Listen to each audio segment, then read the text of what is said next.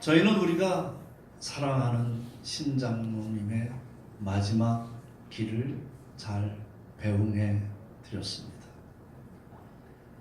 또 소천하시기 전날 하나님의 인도하심으로 저희 대부분은 장로님과 마지막 모습을 뵐 수 있었습니다. 떠나시기 전 댁에서 의식이 계실 때, 신방 예배를 갔을 때 장로님께서 마지막으로 저희에게 하신 말씀이 사랑합니다. 사랑합니다. 장례 예배를 마치고 그날 밤 아기 탄생 전야에 저희들은 노방전도를 갔습니다. 작년에 함께 우리 장로님과 함께 그 방위시장에서 함께 찬양을 부르시며 열심히 전도하셨던 그 장로님은 그 자리에 안 계셨지만 2000년 전 이 땅에 우리를 위해서 오셔서 십자가의 사랑을 위하여 우리를 구원함으로 예수님께서 장로님의 사랑합니다는 바로 예수님께서 우리에게 주신 말씀, 내가 너희를 사랑한 것처럼 너희도 사랑하라, 그 말씀이셨습니다. 우리 모두를 위해서 들려주시는 말씀입니다. 사랑합니다. 사랑합니다. 장로님의 그 말씀대로 살아가는 우리 모두가 믿음의 씨앗 교회가 될 것을 믿습니다. 아멘. 장로님은 우리에게 많은 깨우침과 교훈을 주고 가셨습니다. 그 중에 하나가 하나님의 도움 없이는 그 어떤 것도 가능하지 않다는 사실입니다. 위에서 모든 것을 지휘하시는 전능자 하나님을 알면서도 우리는 스스로 살아가면서 자신의 능력과 의지를 가지고 살아가고 있지는 않는지요. 올 한 해를 돌아봅니다. 이제 내일을 보내면 2019년을 맞이합니다. 올해를 마감하며 2019년을 새롭게 새날을 준비해 봅시다. 2019년 새날을 어떻게 준비해야 될까요? 사랑하는 여러분, 인생은 모든 것을 하기에는 충분하지 않지만 가장 중요한 것을 하기에는 충분하다고 말합니다. 여러분들은 새해에 어떤 목표를 세우고 계시고 계획하고 계십니까? 급변하는 이 시대의 흐름을 잘 읽으면서 또 어떻게 살아갈 것인지 사고의 유연성과 융통성을 가지고 준비하고 계십니까? 그러나 그것만이 전부일까요? 오늘 야고보는 새날을 어떻게 맞이할지를 말하고 있습니다. 우리가 야고보서 4장 13절을 함께 읽겠습니다. 시작. 들으라. 너희 중에 말하기를 오늘이나 내일이나 우리가 어떤 도시에 가서 거기서 1년을 머무며 장사하여 일을 벌이라 하는 자들아. 야고보가 이 서신을 쓸 당시에는 유대인들이 그들이 가지고 있는 신앙으로 인해서 핍박을 받으면서 곳곳으로 흩어집니다. 그리고 그곳에서 정착을 하게 됩니다. 그냥 디아스포라가 된 것입니다. 그런 가운데서도 유대인들은 전략적이고 진취적이며 장사에 소질이 있어서 가는 곳마다 비즈니스를 탁월하게 합니다. 지중해 바다를 건너 전 지역으로 나아가고 있었습니다. 장사에 재능이 있는 유대인들의 진출은 가는 곳마다 환영을 받는 분위기였습니다. 왜냐하면 그 당시에 대부분의 상인들은 문맹이었어요. 근데 유대인들은 성경을 통해서 글을 깨우쳤고 셈법에 능했기 때문입니다. 또 당시는 유럽과 아프리카에 로마의 식민지로 있으면서 로마가 닦아놓은 도로를 통해서 새로운 도시가 곳곳에 생기고 있었습니다. 그 도시들마다 유대인들이 오는 것을 환영하는 분위기였습니다. 왜? 유대인들은 타고난 장사꾼 기질로 곳곳에서 비즈니스를 잘 하며 그곳 경제를 살렸기 때문입니다. 아직 그때까지는 유대인들을 배척하는 운동의 징후는 보이지 않았습니다. 이때 야고보는 새로운 도시에 나가서 비즈니스를 준비하는 유대인들에게 오늘 이 본문을 통해서 이야기하고 있는 것입니다. 너희가 내일을 계획하고 준비하더라도 그 계획이 얼마나 허무한지를 경고하는 것입니다. 야고보서 4장 14절을 보게 되면 내일 일을 너희가 알지 못하는도다. 너희 생명이 무엇이냐? 너희는 잠깐 보이다가 없어지는 안개니라. 사랑하는 여러분, 여러분의 2019년도 계획은 어떻습니까? 새 사업을 계획하고 계십니까? 아니면 새로운 길에 나가서 새로운 곳에 나가서 새로운 인생을 펼치고자 하십니까? 계획은 중요합니다. 그러나 오늘 야고보는 이야기하는 거예요. 하나님을 떠난 계획, 하나님의 중심에 있지 않는 계획은 헛되고 헛된 것이라고 이야기합니다. 그러면서 야고보는 이것부터 알아야 된다고 경고하는 것입니다. 너희 일을 어찌 너희가 내일 일을 알겠느냐? 모든 것은 내가 세우더라도 하나님이 염두에 없는 것은 의미 없다고 이야기하는 것입니다. 누가복음 12장에 나오는 어리석은 부자를 기억하십니까?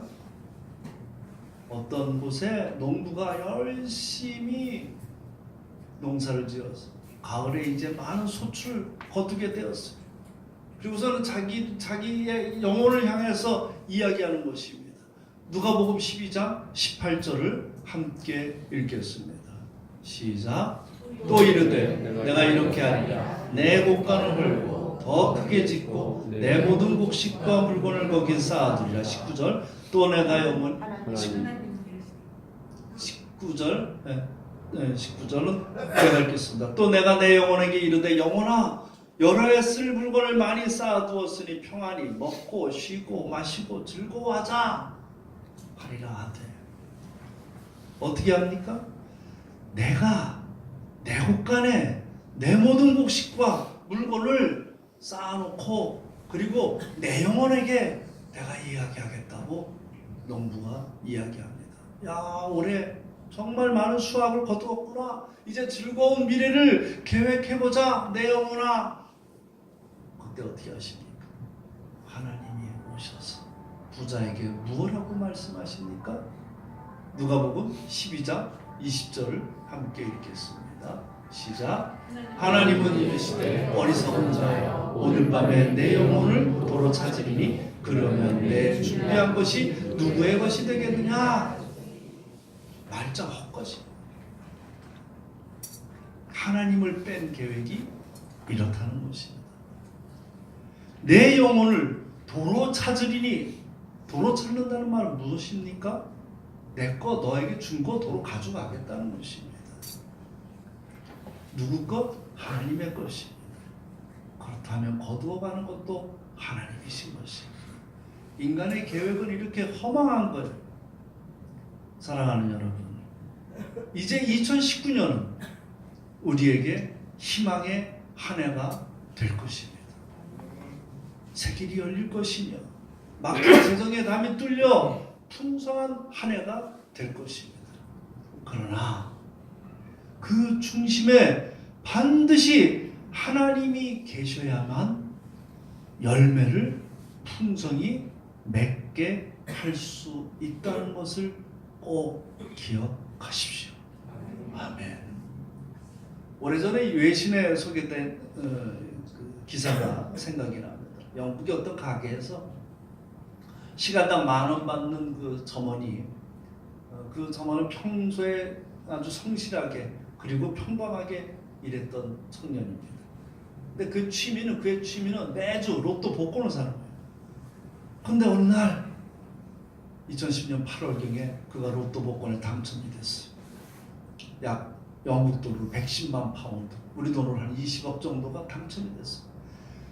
그는 너무나 기쁘기 때문에 그날을 잊지 않기 위해서 로또 복권 그 숫자와 그 날짜를 왼쪽 어깨에 문신했어요. 14, 25, 37 해가지고 몇 년, 몇 월, 며칠 딱 문신했어요. 나는 이 날을 영원히 잊지 않겠다. 내가 이것을 보면서 그 하나님께서 베푸신 하늘에서 베푸신 그것을 나는 잊지 않겠다.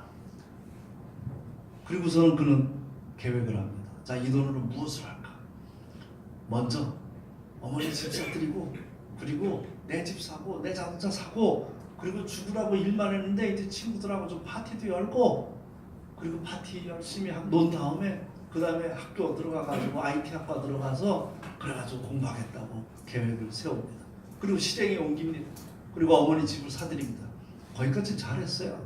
효자 노릇했죠. 그리고 자기 집, 자기 자동차 샀습니다. 그럴 수 있어요. 친구들하고 파티했습니다. 또 그것도 그럴 수 있어요. 그런데 문제는 매일 파티와 광란의 밤을 보냈다는 것입니다. 실제 날만도 한데 계속 그 광란으로 치닫은 거예요. 그래서 결국 그는 변태 성역자가 되어서 17세 이하의 미성년을 대상으로 쾌락을 삼다가 경찰에 붙잡혔다는 소식입니다. 2011년 8월 딱 1년 됐어요. 1년 만에 생애 최고의 행운을 잡았던 그가 1년 만에 몰락한 거예요. 감옥 간 거예요. 내일 일을 너희가 알지 못하는구나. 진리가 아닌 것을 새긴 문신은 그를 어떻게, 그는 매일 문신을 볼 때마다 어떤 생각이 들었을까요? 얼마나 허망하고 얼마나 허무했을까요? 우리의 계획은 언제든지 잘못된 길로 갈 수 있습니다. 세상 욕심은 끝이 없는 거예요. 세상의 것으로만 계획한다고 하면 결국 끝은 몰락이요 패망인 것입니다. 사랑하는 여러분, 여러분들의 중심에 주님 십자가가 없으면 언제든지 무너질 수 있다는 것을 기억하십시오. 명심하십시오. 만에 하나 그가 주님을 만나고 주님을 붙들고 주의 뜻에 따라 계획하고 준비했다면 이런 계획 세우지도 않았겠지만 설령 했다 하더라도 끝까지 가지는 않았을 것입니다. 돌아올 수 있었을 것입니다. 사랑하는 여러분, 인간의 계획은 이렇게 허무한 것입니다. 야고보서 4장 15절을 보게 되면 너희가 도리어 말하기를 주의 뜻이며 우리가 살기도 하고 이것이나 저것을 하리라 할 것이거늘 뭐라고 얘기합니까? 인간 계획은 허무하니까 계획하지 말라는 것은 아닙니다. 아무것도 계획하지 않는 것은 실패를 계획하는 것이라고 말했듯이 계획을 하되 주의 뜻을 따라서 계획을 하라는 말입니다. 성경은 계획을 하되 내 마음대로 하지 말라고 말씀하고 있습니다. 잠언 16장 3절을 함께 읽겠습니다. 시작. 너의 행사를 여호와께 맡기라. 아멘. 뭐라고 말씀하십니까? 온전히 맡기라고 하는 것입니다.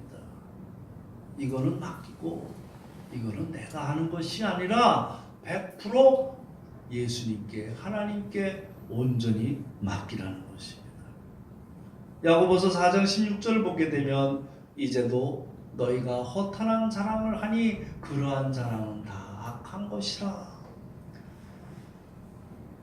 하나님을 떠난 사람들은 모든 것이 육신의 정욕과 안목의 정욕과 이생의 자랑이 기준입니다.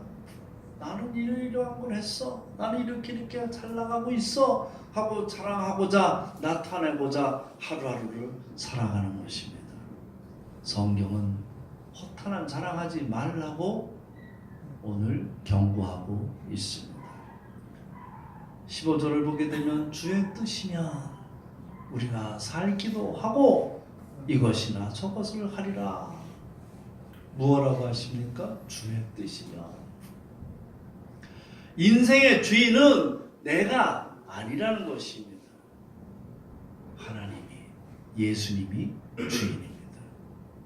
그렇기 때문에 주인이신 하나님을 의식하고 삶의 의미를 깨닫고 인생을 계획해야 되는 것입니다. 그가 주인이심을 우리는 어떤 상황 속에서도 잊지 말아야 됩니다. 우리가 기도할 때 어떻게 합니까? 주여 주여 하지 않으십니까? 그 주여 주여가 주인이시여 주인이시여입니다. 그렇다면 우리가 계획을 세울 때 당연히 주인 되시는 주님과 의논하며 따라야 되지 않겠습니까? 그러나 많은 그리스도인들이 주인이라고 말로는 고백을 하면서도 실제적 삶에서는 기도로 구하지 않고 그냥 자기 뜻대로 계획하고 행하면서 자기가 이렇게 계획했으니 하나님 이것 좀 들어주십시오, 도와주세요 하고서 구하고 있지는 않습니까? 내가 다 결정해놓고 그냥 통보하는 거예요. 하나님한테. 하나님 제가 이렇게 했으니까 하나님 제 기도를 들어주십시오. 자기가 정해놓고 그렇게 해달라고 하는 것입니다. 이런 그리스도인들을 가르쳐서 실천적 무신론자라고 부릅니다. 사랑하는 여러분, 여러분들은 가정에서 중요한 계획을 세울 때 먼저 기도로 구하고 계십니까? 자녀들의 진로를 결정할 때도 기도하며 구하십니까? 내가 세기를 가겠다고 진로를 구할 때에도 하나님께 물어보고 정하십니까? 내가 내년에는 이런 사업을 하겠다고 하면서 그 중심에 하나님이 계십니까? 사랑하는 여러분, 이 시간 우리가 지난 1년을 한번 돌아봤으면 좋겠어요. 입으로는 주여 주여 부르짖었지만 현실의 문제에서는 항상 자기 뜻대로 내가 주인이 돼서 결정했던 실천적 무신론자는 아닌지. 사도 바울의 모든 삶의 기준은 바로 주님 뜻이었습니다. 사도 바울이 누구입니까? 얼마나 열심이었던 자예요. 누가 시키지도 않았는데 예수 믿는 사람 따라서 때려잡겠다고 다메섹으로 올라가지 않습니까? 그 올라가는 도중에 다메섹에서 예수님을 만난 다음에 그 후에 바울의 모든 기준은 무엇으로 바뀌었습니까? 바로 주님 뜻인지 아닌지가 그의 결정할 때 필요했던 구했던 일인 것입니다.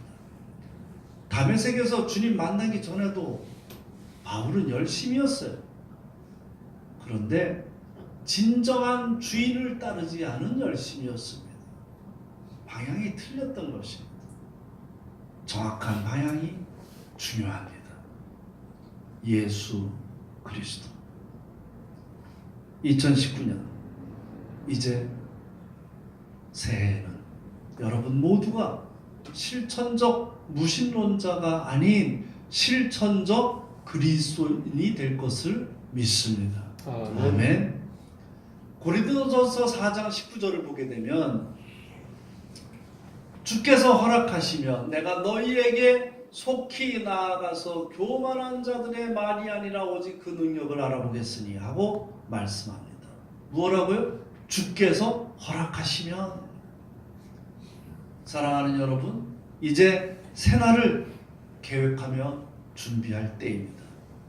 이미 기도하며 주의 뜻과 인도를, 허락을 구하는 여러분들이 되기를 바랍니다. 아멘. 주께서 원하신다. 주께서 허락하신다면 하나님, 저는 내년 2019년은 이렇게 살고 싶습니다. 말하십시오. 이렇게 사업하겠다고 보고하십시오. 앞날을 이렇게 헤쳐나가겠다고 주님께 도움을 구하십시오. 사랑하는 여러분 모두가 하나님을 앙망하는 자가 되기를 바랍니다. 이사야서 40장 31절을 우리가 함께 읽겠습니다. 시작. 오직 여호와를 앙망하는 자는 새 힘을 얻으리니 독수리가 날개치며 올라갈 것이요 다른 박질하여도 곤비하지 아니하겠고 걸어가도 피곤하지 아니하리로다. 사랑하는 여러분, 여호와를 앙망하는 자는 새 힘을 얻습니다. 독수리 날개침 같이 올라갑니다. 비상합니다. 그분을 만나면 힘이 생깁니다. 아멘. 그분과 동행하면 지치지 않습니다. 왜 그럴까요? 그분은 내 아버지시기 때문입니다. 그분이 내 아버지라는 사실을 알게만 돼도 신기한 변화가 일어나는 것입니다. 이사야가 오늘 그림을 그려줍니다. 독수리가 창공으로 힘차게 날아오르는 것을 보여주는 것입니다. 독수리는 상공에서 오직 바람을 의지해서 날아 올라갑니다. 하나님을 믿는다는 것, 하나님을 의지한다는 것은 바로 이런 삶인 것입니다.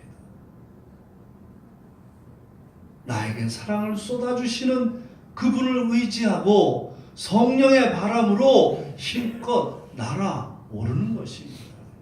늘 십자가 예수님만을 의지하게 되면 가슴이 설레야 돼요. 왜? 예수님이 나하고 함께 있다면 어찌 기쁘지 않을 수가 있겠습니까? 예수님이 나와 함께 동행한다면 그 인생은 얼마나 즐거운 인생이 되겠습니까? 오직 하나님께 맡기고 그분과 함께하는 계획을 세우십시오. 아멘. 사랑하는 여러분, 새해 가장 먼저 만나야 될 분은 바로 나의 하나님입니다. 아멘. 4장 야고보서 4장 17절을 함께 읽겠습니다. 시작. 그러므로 사람이 선을 행할 줄 알고도 행하지 아니하면 죄니라. 아멘. 마지막으로 야고보는 아무리 좋은 아이디어를 내고 내가 아무리 좋은 계획을 세워도 행하지 않으면 아무 소용 없다는 거예요. 그냥 머릿속에만 있으면 상상이고 공상이라고 이야기하는 것입니다. 발걸음을 내디뎌라, 행해라, 실행하라고 야고보는 이야기합니다. 그런데 야고보는 단순히 그 실행 그 자체가 중요한 게 아니라 실행할 그 일이 무슨 일인가 물어봅니다. 선한 일이냐? 선한 일이란 하나님을 기쁘시게 하는 일입니다. 하나님을 기쁘시게 하는 일이란 무엇일까? 선행한다는 것, 주변에 이웃에 유익을 끼친다는 말입니다. 한 사람의 그리스도인이 된다는 것은 그의 변화를 통해서 주변에 유익을 주어야 됩니다. 세리 나사로가 회심하니까 어떤 일이 일어납니까? 누가복음 19장 8절 우리 함께 읽어보겠습니다. 시작. 삭개오가 서서 주께 여짜오되 주여 보시옵소서 내 소유의 절반을 가난한 자들에게 주겠사오며 만일 누구의 것을 속여 빼앗은 일이 있으면 네 갑절이나 갚겠나이다. 어떻게 됩니까? 나사로의 회심으로 인해서 주변이 다 유익을 받은 거예요. 영향을 준 것입니다. 초대교회 성도들이 바로 이랬습니다. 사랑하는 여러분, 우리가 행하는 일들이 단순히 내 자신의 유익만을 원하는 것, 그만을 위하는 것이라고 한다면 그것은 선한 일이 아닌 것입니다. 선한 영향력이라고 할 수가 없습니다. 사랑하는 여러분, 2018년 시작하실 때 세웠던 모든 계획들을 다 이루셨습니까? 아니면 아쉬움이 남습니까? 이번에 저는 부부의 사랑이 어떠해야 되는지를 전도사님을 통해서 배웠습니다. 소천하시기 전날 장로님께서 떠나시기 전날 그날 병원을 3번을 찾아뵀어요. 아침, 점심, 오후 이렇게 찾아뵀는데 3번째 갔을 때 장로님께서 침대에 누우셔서 가쁜 숨을 몰아쉬고 계실 때 전도사님이 홀로 앉아 계셨습니다. 조용히 다가가니까 전도사님이 나지막하게 그 스마트폰에서 나오는 찬송을 부르는 거예요. 장로님을 향해서 계속 찬송을 불러주고 계셨습니다. 나의 갈 길 다가도록 예수 인도하시니 내 주 안에 있는 긍휼 어찌 의심하리요.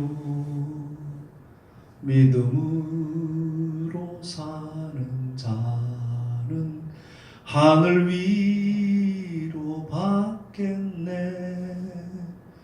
무슨 일을 만나든지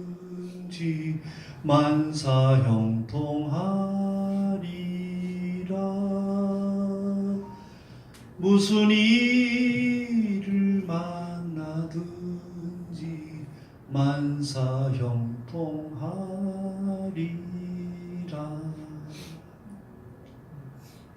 전도사님의 그 뒷모습은 감동 그 자체였습니다. 수뇌부의 사랑, 참 사랑이란, 부부의 사랑이란 바로 이런 것이구나. 너무나 아름다운 장면이셨습니다. 신영수 장로님의 발인 전날 밤에 많은 북경의 21세기 교회분들과 박 목사님이 북경에서 오셔서 마지막 위로 예배를 드렸습니다. 남녀노소 가릴 것 없이 많은 분들이 오셔서 장로님의 마지막을 함께 하셨습니다. 지금은 중년이 된 많은 분들이 고백을 합니다. 자기들이 북경에서 유학생활을 할 때 그 허기를 전도사님이 주시는 밥을 먹으면서 채울 수 있었고, 그리고 장로님의 그 꼿꼿하시고 인자하신 인도에 따라서 선교사로 나가서 헌신된 삶을 살다가 지금은 돌아와서 목사가 되고 헌신된 삶을 살고 있다고 간증하는 거였습니다.